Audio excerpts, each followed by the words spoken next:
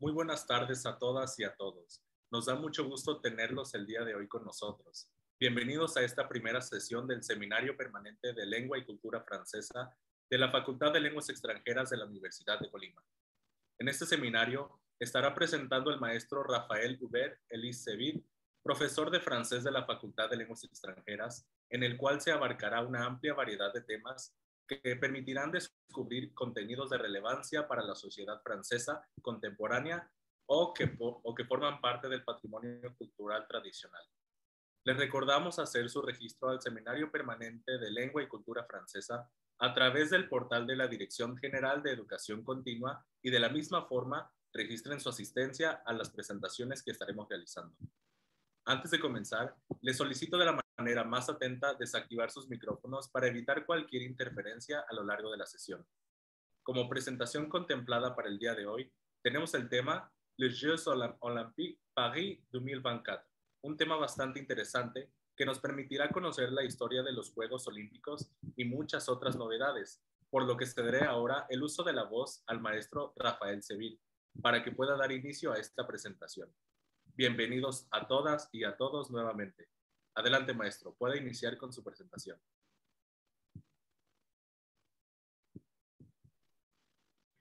Bonjour Georges. Ça va? Bonjour. Bonjour Chari, bonjour tout le monde. Bonjour Itzel, bonjour Marie-Thérèse, América, Pilar, bonjour Isabelle, Cécilia. Bonjour tout le monde, ça me fait très plaisir de vous voir. Aujourd'hui, nous allons commencer à avoir un thème qui est très d'actualité, très d'actualité en France. Ce sont les Jeux Olympiques qui vont avoir lieu à Paris en 2024. D'accord? L'idée du séminaire, c'est tout nouveau. On a décidé de lancer ça avec Aaron il y a quelques semaines, quelques mois.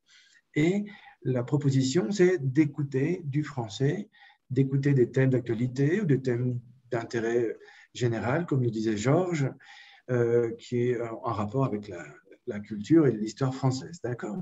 Donc, c'est notre première participation. Je vais mettre en place le système de sous-titrage, non? Les transcriptions, si tu peux l'accepter, Georges, pour pouvoir avoir... Mais en français, s'il te plaît.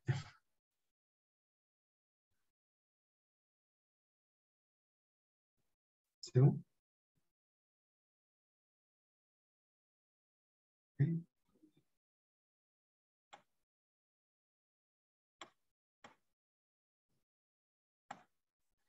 D'accord. Donc, je vais partager mon écran. J'ai fait une petite présentation PowerPoint pour que vous puissiez écouter et regarder tranquillement. C'est vraiment une proposition toute simple de travail pour la compréhension. Si vous avez un doute sur quelque chose, si je commence à parler trop vite, n'hésitez surtout pas, vous me demandez d'arrêter et je vous explique. D'accord?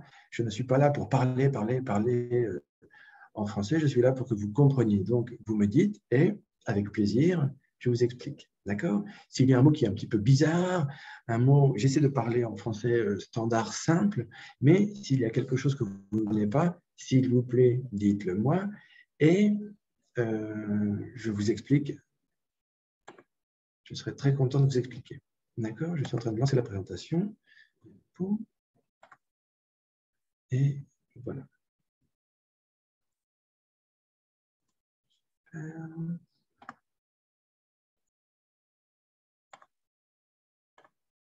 C'est bon? Est-ce que vous pouvez voir la présentation? C'est bon? Oui?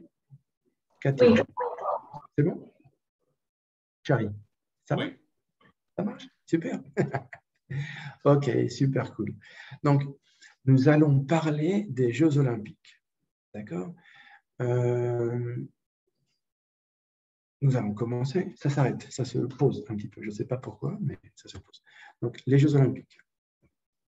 Ça marche? Nous allons parler un peu de l'histoire. Ok? Les Jeux Olympiques,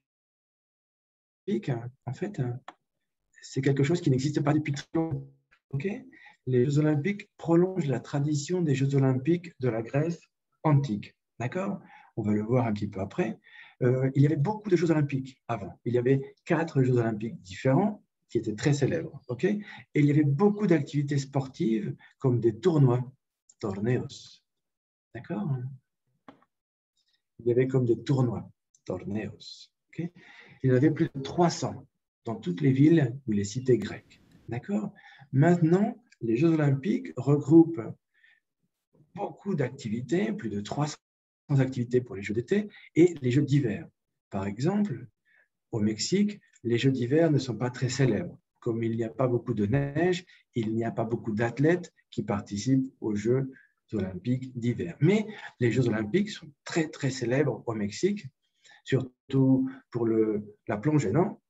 Le clavado, non? Surtout pour la course, où il y a de bons athlètes mexicains. D'accord? Des milliers d'athlètes participent à travers différentes compétitions tous les 4 ans. La période de tous les 4 ans, comme ça s'appelle une olympiade. Une olympiade, c'est la période entre un jeu olympique et un autre jeu olympique. D'accord? C'est ce qu'on appelle une olympiade. Ça marche? OK? À l'origine des JO, en français, on ne dit pas Jeux olympiques. O los Juegos Olímpicos, non. On dit JO, toujours. C'est comme des diminutifs qu'on utilise beaucoup en France. Si vous dites « Ah, tu as vu les JO », ça veut dire « Tu as vu les Jeux olympiques ». JO, d'accord? À l'origine, les Jeux olympiques, donc les JO, sont tenus dans le centre religieux d'Olympie. Olympie, c'est une petite ville qui est en Grèce. Okay, et du 8e siècle au 5e siècle, il y a eu tous les 4 ans des Jeux olympiques à Olympie. D'accord? Les Jeux, en fait, ils ont été rénovés en 1894 par Pierre de Coubertin. C'est la personne qui a relancé, qui a fait la promotion des Jeux olympiques. D'accord? Okay. C'est lui qui a relancé les Jeux olympiques. Je vous explique un petit peu l'histoire, on va la revoir tout à l'heure. Pendant le XVIIIe siècle, en 1795, des personnes comme Indiana Jones, vous vous rappelez de Indiana Jones? Non? Des explorateurs, des archéologues ont découvert le site de la petite ville d'Olympie. D'accord? Et ils ont dit, oh, regardez, il y a une petite ville. Ils ont découvert la ville et ensuite, ils ont découvert que c'était Olympie, le site très prestigieux où il y avait les Jeux olympiques. Donc, les gens ont commencé à penser, oh, ce serait bien de recommencer à faire des Jeux olympiques où toutes les personnes pourraient participer. D'accord? Au début, c'était réservé aux nobles. Ils pensaient, oh, ce serait bien, pas d'ouvriers, pas de pauvres, que des nobles. Mais petit à petit, ça s'est démocratisé. D'accord? Et Pierre de Coubertin, en 1894, a fondé, a créé, a inventé le Comité international olympique, qui existe encore actuellement. Non? Lors de la cérémonie d'ouverture, il y a une personne qui est le responsable du Comité international olympique qui parle. D'accord? Donc, c'est quelque chose qui existe depuis 125 ans et qui n'a pas changé. D'accord? Donc, les premiers JO, vous vous rappelez, hein, Jeux olympiques, en français, c'est toujours JO. D'accord? Les premiers JO modernes ont eu lieu en 1896 à Athènes pour répéter la tradition des Jeux olympiques en Grèce. D'accord? Et les JO d'hiver ont été créés en 1924 à Chamonix. Chamonix, c'est en France. D'accord? C'est bon? Donc, il y a eu environ 25 ans, 30 ans entre les premiers JO modernes d'été et les premiers JO modernes d'hiver. D'accord? Au début, les JO avaient lieu la même année. Les JO d'été et les JO d'hiver, c'était la même année. D'accord? Et souvent dans le même pays, si le pays avait des montagnes. D'accord? Puis, en 1994, ils ont décidé d'intercaler les Jeux d'été et 2 ans après, les Jeux d'hiver. 2 ans après, les Jeux d'été. D'accord? Ils ont intercalé les Jeux. Les Jeux ont été annulés. Pierre de Coubertin, l'inventeur des Jeux modernes, voulait que les Jeux aient tout le temps lieu. Mais En 1916, c'était la Première Guerre mondiale. D'accord? Donc, les Jeux ont été annulés. En 1940 et 1944, c'était la Deuxième Guerre mondiale. Donc, les Jeux ont aussi été annulés. D'accord? Et actuellement, les Jeux ont été reportés d'une année en 1920, en 2020, pardon, 1920, en 2020. D'accord? Reportés en 2021 à cause de la pandémie de Covid. Oui? C'est bon pour tout le monde? Est-ce que vous avez des petites questions, des doutes pour l'instant? Ça va? J'essaie de parler clairement et d'expliquer pour que tout le monde puisse comprendre et qu'on l'utilise comme compréhension auditive. D'accord? Ça, c'est la première présentation du séminaire. Donc, c'est assez facile, c'est clair. Les autres sont des thèmes un peu plus avancés peut-être. Et il y a des petites questions à la fin pour voir si vous avez bien compris. Ce n'est pas important si vous arrivez ou pas à répondre. Ce qui est important, c'est voir quel est votre niveau personnel. D'accord? Donc, voilà. Donc, le CIO, c'est le Comité international olympique, a créé et a changé beaucoup de choses. D'accord? Il a été créé par Pierre de Coubertin en 1896 et il y a eu des changements. On a vu les Jeux olympiques d'hiver, d'accord, ont été créés en 1924. Maintenant, il y a des Jeux para-olympiques pour des personnes qui ont une capacité physique différente. Non, ils peuvent avoir un bras en moins, etc. Ils peuvent quand même nager. Donc, ils ont des résultats fabuleux et c'est souvent très beau à voir, des personnes qui ont beaucoup de cœur. Il y a aussi les Jeux olympiques de la jeunesse, non? Il y a de nombreuses créations locales et des créations d'épreuves mixtes, d'accord? Par exemple, vous avez vu le ping-pong, le tennis des mesa, le ping-pong, le tennis de table. Il y a des épreuves mixtes, un homme et une femme. Les épreuves équestres, ça veut dire à cheval. Oui, il y a souvent les hommes et les femmes qui peuvent avoir la chance de travailler et d'avoir les mêmes opportunités pour gagner une médaille. Non? La personne qui gagne peut être un homme ou une femme. Ce n'est pas séparé homme et femme. D'accord? Donc, il y a beaucoup d'activités que le CIO a promu. Par exemple, la parité. Non? Qu'il y ait autant d'hommes que de femmes. On va le voir un petit peu après. D'accord? Donc, OK. Les Jeux olympiques, les JO, inclut de nombreux rituels et des symboles. Les symboles que vous connaissez tous, c'est le drapeau olympique. Vous vous rappelez le drapeau olympique? Il est tout blanc et il a des petits cercles, oui, qu'on appelle des anneaux, anillos, non? Des anneaux olympiques. On va en reparler tout à l'heure. Il y a aussi la flamme olympique, non? La flamme olympique, c'est quelque chose qui est impressionnant, non? Par exemple, il a traversé tout un pays pour arriver tout un continent pour arriver à un autre pays. Non? On l'a vu aux Jeux olympiques de Tokyo, les personnes arrivaient en courant, la flamme avait voyagé pendant 2 années. Non? C'est assez impressionnant. D'accord? Il y a toujours la cérémonie d'ouverture et la cérémonie de clôture. Non? C'est impressionnant. Il y a toujours une exhibition de technologie, de culture, de tradition. C'est vraiment impressionnant. Ensuite, ça peut paraître évident, mais c'est quelque chose qui vient des Jeux olympiques. Les 3 meilleurs athlètes, rappelez qu'en France, on compte comme ça, les 3 meilleurs athlètes, la première place a toujours une médaille d'or, la deuxième place, une médaille d'argent, et la troisième place, une médaille de bronze. C'est traditionnel des Jeux olympiques. D'accord?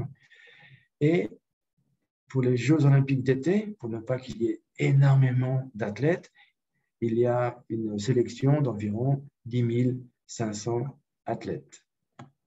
D'accord?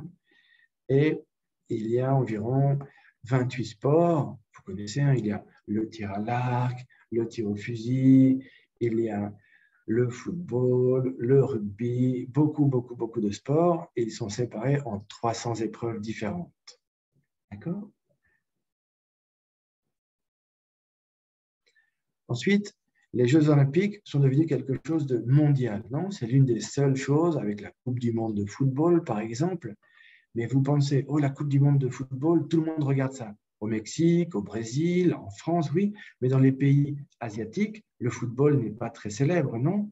Par exemple, au Bangladesh, les gens ne connaissent pas le football. Ils jouent au cricket, vous savez, comme du baseball très ancien. Ils ont d'autres traditions. D'accord? Les équipes de football de certains pays sont presque inexistantes et les gens ne sont pas intéressés.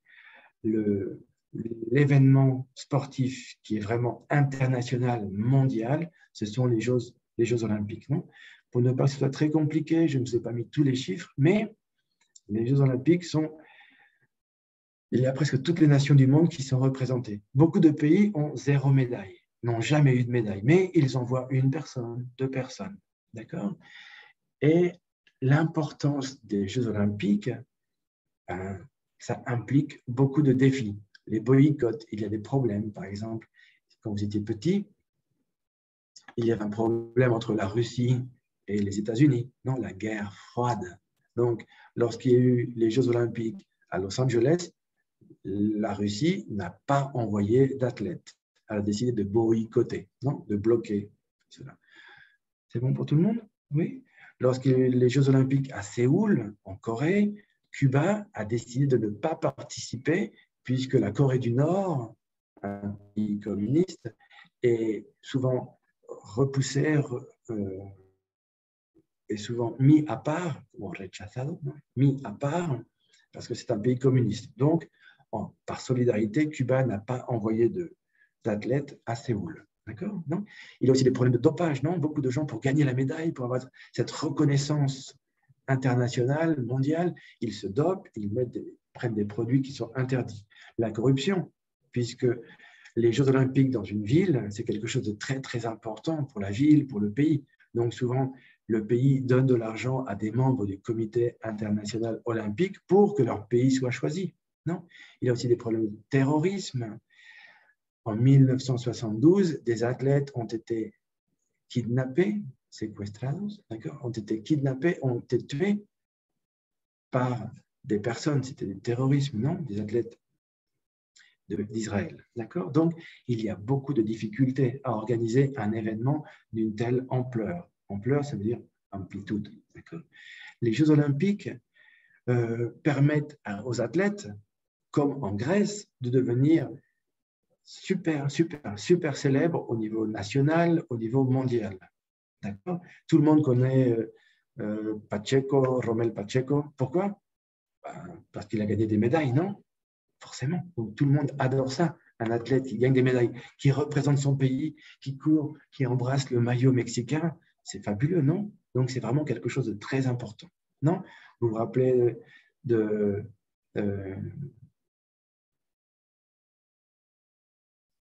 c'était Sandra Guevara, celle qui courait, non? Guevara, qui courait très, très, très bien. Elle était très célèbre. Elle a obtenu un poste en politique, un poste ensuite dans le sport, puisqu'elle a gagné des Jeux olympiques. Donc, c'est quelque chose de très, très fort, non? C'est une excellente manière pour la ville haute respect, non? Et le pays d'accueil, le pays qui reçoit, de faire leur promotion sur la scène internationale. D'accord? Donc, c'est vraiment quelque chose de très, très important. Et tout le monde cherche à recevoir les Jeux olympiques et faire quelque chose de fabuleux. D'accord? OK. OK. Pour parler de records, puisque les Jeux olympiques, c'est toujours plus haut, plus fort, tous ensemble maintenant, mais c'est quand même une compétition. Le sportif qui a gagné le plus de médailles, été ou hiver, non, enfin, au JO d'été ou au JO d'hiver, c'est le nageur américain Michael Phelps, non? Qui, entre les années 2004 et les années 2016, a gagné 28 médailles. Vous imaginez 28 médailles?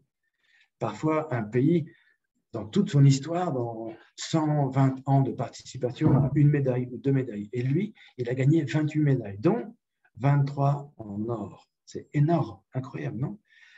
Aux Jeux olympiques d'hiver, la personne qui a gagné le plus de médailles, c'est la Norvégienne Marit Bjørgen. Qu'est-ce qui s'est passé? Qui a gagné? Pourquoi c'est devenu comme ça? Qui a gagné 15 médailles, d'accord, dont 8 en or. Et au Mexique, la personne qui a le plus de médailles, c'est Humberto Ariles, d'accord? Il est assez célèbre dans le monde du sport équestre, donc du sport avec des chevaux, pardon, du sport à cheval, d'accord. Il a gagné 2 médailles en or et 1 médaille en bronze. Non, c'est le Mexicain qui a le plus de médailles olympiques. D'accord? C'est assez fabuleux, non? Donc, pour revenir un petit peu à l'histoire, vous m'interrompez si vous avez des questions, non? Yasmine, tout le monde. D'accord? Vous posez une question, pas de souci. Hein. Donc, les Jeux olympiques, en fait, la légende raconte que Héraclès, Hercules, a construit le stade olympique en l'honneur de son papa. Son papa, c'était Zeus. D'accord? Il faut rappeler que Hercule, il a fait 12 travaux, non? Los 12 trabajos de Hércules. D'accord? Il a fait 12 travaux et quand il a fini, il était un petit peu fatigué. Pour rendre hommage à son papa, il a créé le stade d'Olympie que l'on voit sur le côté droit. Vous voyez le stade Olympie? C'est là où il y avait l'activité des Jeux olympiques. D'accord? Olympie, je vous l'ai écrit en grec. O, regardez le O, le L, d'accord? I, M, P, I, A, Olympia, d'accord? En grec, comme ça. C'est ici, un tout petit peu au-dessus. La flèche, elle est un tout petit peu au-dessus. C'est une ruine, des ruines antiques qui sont fabuleuses à visiter. C'est le site des Jeux olympiques. D'accord? Comment il a fait Hercule? Eh bien, pour mesurer le stade, il a fait 600 pas. Il a mis son pied et ensuite un autre pied. Il a avancé 600 pieds et c'est la longueur du stade. D'accord? C'est bon? Donc là, vous voyez à droite le stade d'Olympie et vous voyez la petite ville Olympia, d'accord? Ici, en Grèce. C'est bon pour tout le monde? D'accord? Donc, les premiers Jeux olympiques ont été organisés en 776 avant Jésus-Christ. D'accord? Vous voyez Jésus-Christ, il y a 2021 ans et 776 ans avant. Donc, ça fait 2797 ans ont été créés les premiers Jeux olympiques. 2700, c'est énorme. D'accord? Et ils ont été organisés par Iphitos, d'accord? Un roi d'une petite ville grecque. D'accord? Et c'est là qu'on a commencé à compter les années dans la ville grecque. C'est le début du calendrier olympique. D'accord? Donc, une petite précision. Regardez, les Jeux olympiques ont lieu à Olympie, la petite ville. Mais il y a d'autres jeux qui étaient très, très célèbres en Grèce. Les Jeux pythiques, les Jeux néméens et les Jeux isthmiques. C'était 4 jeux. Et ça s'appelait les Jeux pan-helléniques. Hellénique, ça veut dire Grèce, parce que la Grèce, en grec, on dit Hellas, d'accord? Et pan, ça veut dire tout, d'accord? Pan-hellénique, toute la Grèce. Donc, il y avait des jeux dans 4 parties, dans 4 villes importantes de Grèce, et si une personne obtenait des titres dans les différents Jeux olympiques, eh ben, il avait un titre très important, c'était Periodonikes. Okay, c'était un titre pour lui dire, cette personne-là, waouh, c'était comme Michael Phelps, non? Il avait plein de médailles, il était super fort, tout le monde le connaissait, il passait dans des villes, les gens l'invitaient, ils lui donnaient des cadeaux parce qu'il représentait quelque chose comme un dieu presque, d'accord? Donc, je répète, les Jeux olympiques sont très célèbres, ils sont devenus très célèbres, mais en 500 avant Jésus-Christ, en Grèce, il y avait d'autres jeux qui étaient aussi très célèbres, d'accord? Ce n'était pas que les Jeux olympiques. Donc, les gens ont redécouvert la petite ville d'Olympie et ils se sont inspirés de ça pour créer les Jeux olympiques modernes. Mais les Jeux olympiques auraient pu s'appeler les Jeux pythiques ou les Jeux néméens, d'accord? C'est bon pour tout le monde? Super. Donc, les Jeux olympiques anciens étaient très différents. Il y avait beaucoup d'épreuves hippiques, donc des sports équestres avec des chevaux. C'était conduire des chars, comme dans Ben Hur. Vous savez, un char, c'est comme une voiture avec des chevaux. D'accord? Il y avait des épreuves athlétiques ou gymnastiques, comme la course à pied, d'accord, sur 600 mètres, 800 mètres, 4600 mètres, d'accord? Le lancer du disque, comme on voit là, sur la photo, non? Il tournait comme ça. Ce sont des sports qui existent encore, non? Le saut en longueur, le lancer du javelot, javeline, la petite chose très pointue que l'on jette très loin comme ça. Et le pentathlon. Le pentathlon, c'était course, lancer du disque, saut en longueur, lancer du javelot. C'était plusieurs sports en même temps. D'accord? Il y avait la lutte, ce que vous connaissez, vous, comme lucha gréco-romana, non? La lutte gréco-romaine, le pugilat et le pancrace. Le pancrace, d'après moi, c'est un peu comme le MMA. Vous savez, los deportes mixtos, où tout est possible. Les coups de poing, les clés, se donner des coups de genoux, des coups de coude, tout était possible. D'accord? C'était un sport très, très rude avec des athlètes qui étaient très, très forts. C'est bon pour tout le monde? D'accord? Donc, ça, c'était les Jeux Olympiques avant. Okay? Là, je vous présente Pierre de Coubertin, qui a réinventé qui a réinventé les Jeux Olympiques et qui les a relancés. Relancés, c'est comme le proponer de nuevo, non? Qui les a relancés en 1896. Il a beaucoup travaillé, et finalement, plusieurs personnes, plusieurs pays étaient d'accord pour lancer les premiers Jeux Olympiques. Les premiers Jeux Olympiques en 1896 à Athènes, il n'y avait que 241 athlètes. Donc c'était tout petit. Non, il n'y avait que quelques sports, très très peu. C'est bon pour tout le monde? C'était juste une première activité, les premiers Jeux Olympiques internationaux comme ça. D'accord? Maintenant, par exemple, aux Jeux Olympiques de Londres, il y avait 10 500 sportifs. Okay? 204 délégations.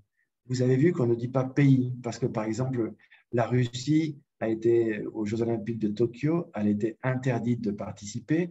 Donc, il y avait une délégation d'athlètes qui étaient russes, mais qui n'avaient pas le drapeau de la Russie. C'est bon pour tout le monde? Donc, ce sont des délégations. Il y a des personnes qui n'ont pas de pays. Par exemple, des personnes qui habitaient en Syrie, qui ont dû partir, ou en Afghanistan, eh bien, ils n'ont pas de pays qu'ils peuvent représenter. Donc, ils sont apatrides ou ils ont ils forment une délégation différente. C'est bon pour tout le monde? D'accord? OK. Donc, le drapeau olympique, vous le voyez, non? Il est blanc et il a des anneaux comme ça différents. Et Pierre de Coubertin, il l'a inventé en 1913. Il l'a conçu, il l'a élaboré en 1913. D'accord? Et il a été présenté en 1914, juste avant la guerre. D'accord? Mais en 1916, je vous disais tout à l'heure, les Jeux Olympiques ont été annulés. Donc, en 1920, finalement, le drapeau olympique a pu apparaître dans les Jeux Olympiques, dans les JO. Okay? Lui, il a écrit comme ça, il a décrit comme ça. Le drapeau olympique, on le sait, est tout blanc, avec au centre 5 anneaux. Anneaux, ce sont les petits cercles, d'accord? Comme ça, 5 anneaux. Enlacés. Enlacés, ça veut dire qu'ils sont mis ensemble comme ça, l'un dans l'autre. Okay? Bleu, jaune, noir, vert, rouge. D'accord? L'anneau bleu, en haut et à gauche, à côté de la hampe. La hampe, c'est le bâton pour tenir le drapeau. D'accord? Ainsi dessiné, il est symbolique. Il représente les 5 parties du monde unies par l'olympisme, par l'esprit de partager le sport ensemble, de se battre pour voir qui est le plus fort, mais d'accepter la défaite, c'est ça l'olympisme. D'accord? Et ces 5 couleurs, d'autre part, reproduisent celles de tous les drapeaux nationaux qui flottent à travers l'univers de nos jours. D'accord? Donc, lorsque Pierre de Coubertin pense à ça, il dit « Waouh, chaque anneau représente les continents, non? L'Europe, l'Asie, l'Australie, l'Amérique, d'accord? Représentent les continents, l'Afrique. Tous ces continents-là sont représentés par les couleurs. Et ça représente aussi toutes les couleurs que l'on peut utiliser pour créer un drapeau qui représente un pays. Donc, c'est quelque chose, c'est une vision universelle, une philosophie de tous ensemble, on partage, on est content en faisant du sport. D'accord? Donc, on est loin du dopage, quand les gens prennent des drogues ou des médicaments pour être plus forts. Non, c'est tout l'inverse. OK? Donc, nous allons parler, pour terminer, de Paris 2024. D'accord? Ça va être les Jeux de la 33e Olympiade. Je vous rappelle que Olympiade, c'est entre un jeu olympique et d'autres Jeux olympiques, il y a 4 ans, et ces 4 années-là s'appellent une Olympiade. D'accord? Ce sont les Jeux de la 33e Olympiade de l'ère moderne. Ils seront célébrés en France, à Paris, en 2024. D'accord ? Paris, c'est la deuxième ville qui va avoir les Jeux d'été pour la troisième fois en 100 ans. 1924 et 2024. D'accord ? Ça va être assez marrant. C'est la seule ville qui a les Jeux olympiques 3 fois. Et à 100 ans d'intervalle, 1924 et 2024, Paris reçoit les Jeux olympiques. D'accord ? La proposition du comité olympique de Paris, c'est de faire changer les Jeux olympiques. D'accord ? Le projet Paris olympique propose que les sites existants, à la place de créer quelque chose, comme on a vu la Coupe du Monde au Qatar, dépenser beaucoup d'argent, investir énormément d'argent, ou comme on a vu par exemple à Beijing, non ? On a vu beaucoup de photos tous sur Facebook où on voit les Jeux olympiques, les sites olympiques qui sont abandonnés. Non ? Il y a eu énormément d'argent qui a été investi. Il y a eu une répercussion ambientale, non, de l'environnement énorme. Donc la France dit non. Il ne veut pas le comité ne veut pas qu'il y ait autant de destruction de l'environnement. Donc, que c'est un masse sostenible. En français, on dit durable, duradero. D'accord ? Donc, j'utilise ce terme-là. La proposition du comité olympique, c'est que ce soit un projet durable. D'accord ? À la place de créer, construire, ils vont réutiliser des sites qui existent déjà. Ils vont les améliorer, les organiser pour que les gens puissent rentrer, mais ne pas créer énormément de choses.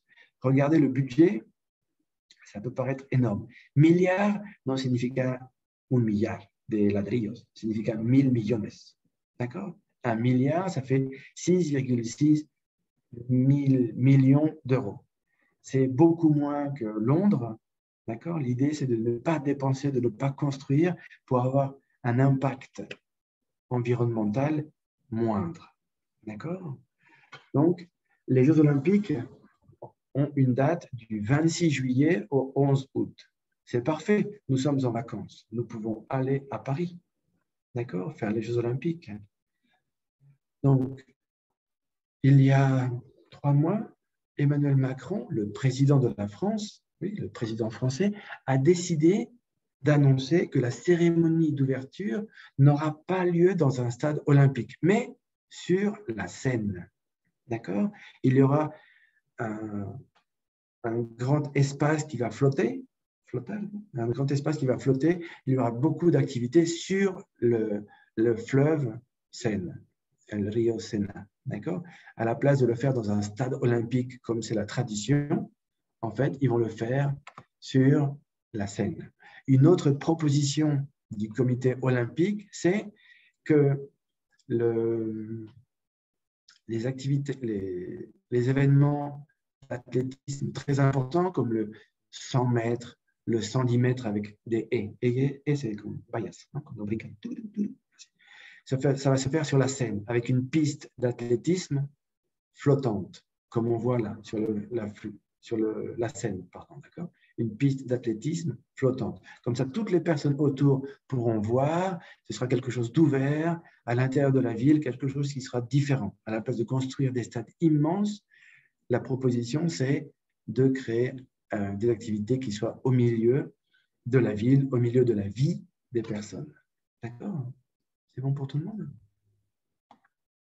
Donc, comme je vous disais, la proposition pour l'environnement, environnement comme en anglais, medio ambiente, environment en anglais, c'est bon. L'environnement, c'est réduire l'impact environnemental de 55%, donc la moitié de ce qui est prévu d'émissions de CO2. D'accord ? Et une chose sur laquelle le comité est très, très, très insistant, c'est la parité, qu'il y ait autant d'hommes que de femmes dans les Jeux olympiques. Non ? Regardez la parité. En 1896, il n'y avait aucune femme en compétition. Les premiers Jeux olympiques étaient réservés à des hommes nobles en général, pas des ouvriers, obreros, non, d'accord ? Et Maintenant, nous avons presque la parité. Et la proposition des Jeux olympiques 2024 Paris, c'est obtenir une parité parfaite, autant d'hommes que de femmes. D'accord? D'autres choses qui paraissent très intéressantes pour les Jeux olympiques, c'est une proposition de Jeux olympiques, de JO pour tous. Je vous explique. Là, la personne que vous voyez, la personne qui est noire de peau, c'est Eliud Kipchoge. D'accord? C'est le champion olympique de marathon. C'est celui qui a le recordman mondial de marathon. D'accord? Il vient du Kenya. Et la proposition de Paris, c'est de faire en sorte que les athlètes comme Eliud Kipchoge courent le marathon de Paris et 1 heure après, les personnes comme Savala, comme Charlie, comme moi, nous pouvons courir après Eliud Kipchoge. D'accord? Lors du marathon, il y aura un marathon pour les athlètes professionnels, les athlètes élites, et il y aura un marathon pour les personnes comme nous, comme Savala ou comme moi. Si on veut courir le marathon, il faut s'inscrire. Comment obtenir une place pour courir dans le marathon? C'est l'activité que je trouve très stimulante de la part du Comité olympique de Paris, c'est de faire plein d'activités tout le temps. Par exemple, nous sommes à 1008 jours de commencer les Jeux olympiques. 1008 días. Pour le jour 1000, il y aura une activité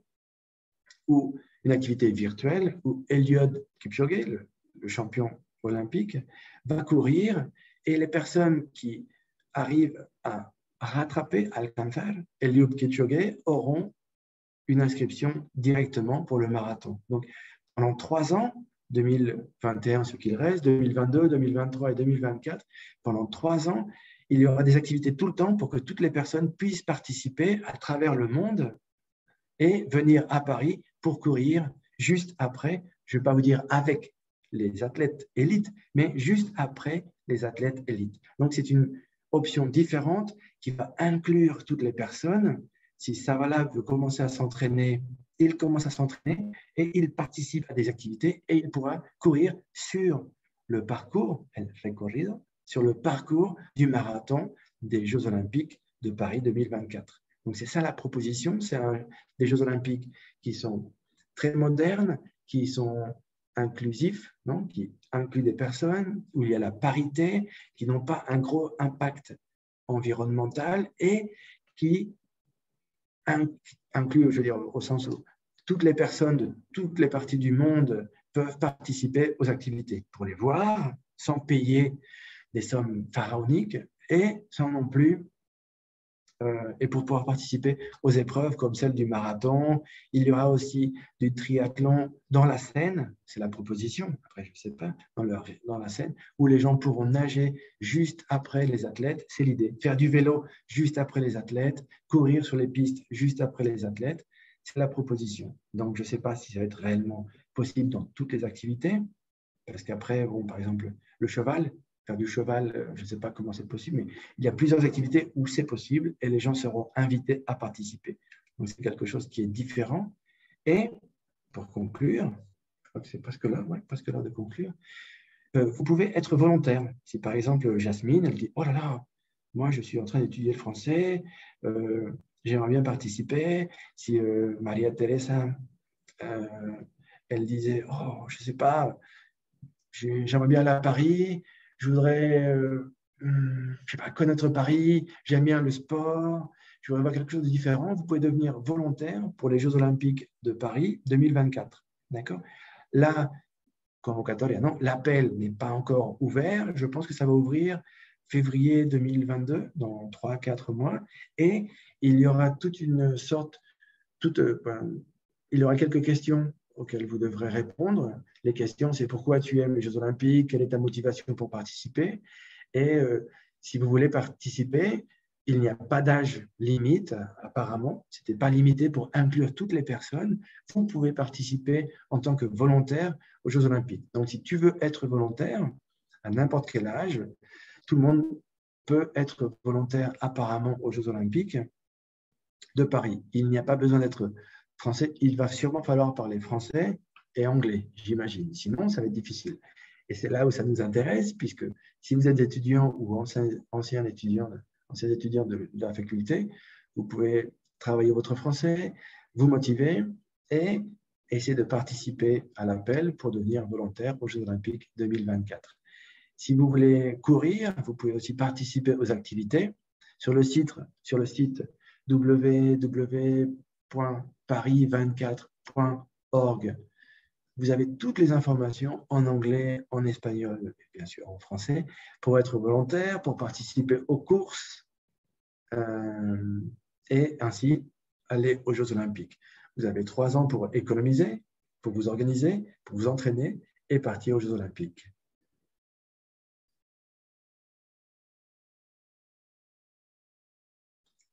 Merci.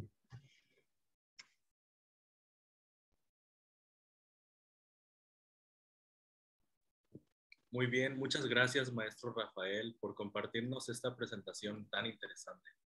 ¿Hay alguna duda que quisieran compartir? ¿Algún comentario entre los asistentes?